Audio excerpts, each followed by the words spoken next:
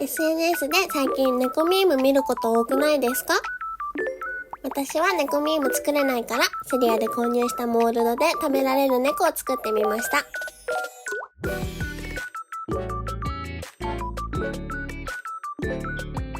色がスライムだね。